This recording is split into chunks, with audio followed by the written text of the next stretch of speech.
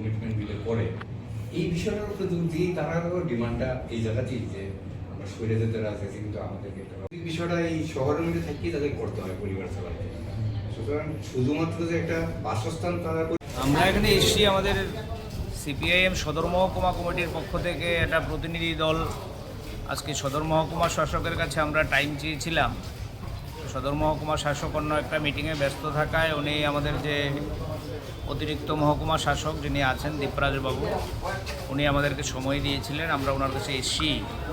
আপনারা লক্ষ্য করছেন গত কদিন ধরে আমাদের অভয়নগর এলাকার যে কাটাখাল, এই কাটাখালের পারে যারা বাসিন্দা আছেন বহু বছর ধরে, তারা 30, 35, 40 বছর ধরে এখানে বসবাস করছেন, তাদেরকে হঠাৎ করে সরকার তরফ থেকে বিশেষ করে মহকুমা প্রশাসন থেকে উচ্ছেদ নোটিশ দেওয়া হয়েছে। জায়গা ছেড়ে দিতে হবে, উন্নয়নমূলক কাজ হতেই পারে, উন্নয়নমূলক কাজ, আমরা এই নিয়ে কোনো দ্বিমত নেই। কিন্তু আমরা লক্ষ্য করছি এই যে শ্রমজীবী মানুষগুলো তারা রাস্তায় বসার উপক্রম হয়েছে। কেউ রিক্সা চালায়, কেউ বাসায় কাজ করে, কেউ টমটম চালায়।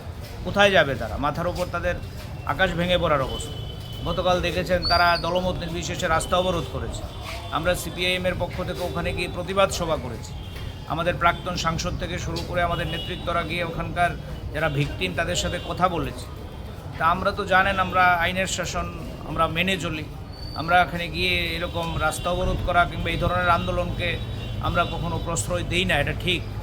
এই কারণেই আমরা আজকে মহকুমা প্রশাসনের কাছে এসেছি একটা স্মারকলিপি নিয়ে, যে আমরা সরকারের কাছে দাবি জানাচ্ছি এটাই যে এই শ্রমজীবী মানুষগুলোকে বিকল্প ব্যবস্থা না করে এখান থেকে উচ্ছেদ করা চলবে না।